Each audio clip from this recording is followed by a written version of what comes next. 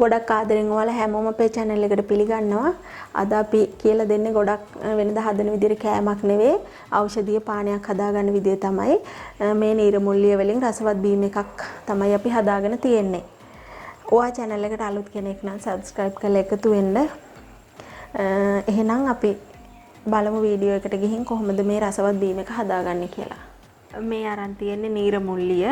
මේවට ඉකිරිය කියලාත් කියනවා. ඇත්තටම මේක ගොඩක් ඖෂධීය පානයක්. වැව් ආශ්‍රිතව ඕන තරම් හොයාගන්න තියෙනවා. මේක දලු කොටස අරගෙන සම්බෝලයක් මැල්ලුමක් හැටියටත් කනවා. ඒ වගේම මේක බීමක් හැටියටත් සම්බල බොනවා. වකුගඩු පිරිසිදු කරන ඖෂධීය ගුණ ගොඩක් තියෙන බීමක් තමයි නීරමුල්ලිය බීම කියන්නේ. මම දැන් මේ විදිහට අරන් තියෙනවා. අනිත් දේ තමයි මේ වගේ කටු ගතිය තියෙනවා.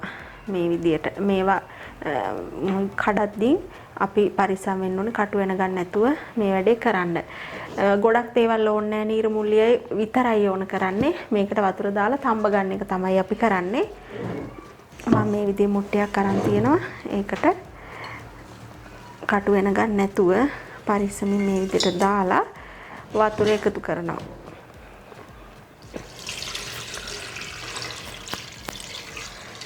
වතුර මම මේ මුට්ටියෙන් භාගයක් විතර එකතු කරා.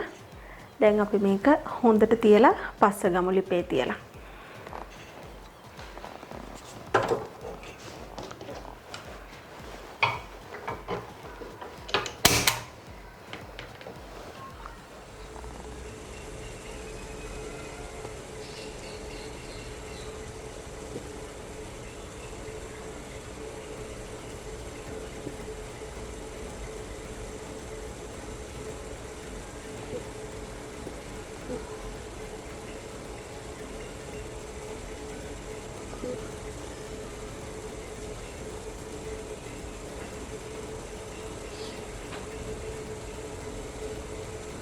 මේ විදිහට තමයි අපේ නීරමුල්ලිය ටික තැම්බුණාම තියෙන්නේ.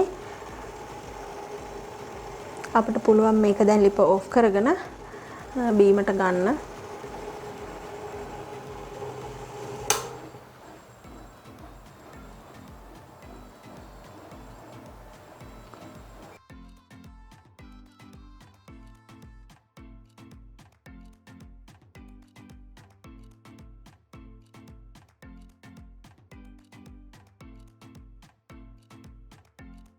ඔන්න මේ විදිහට තමයි දැන් කෝප්පවලට දාගෙන තියෙන්නේ.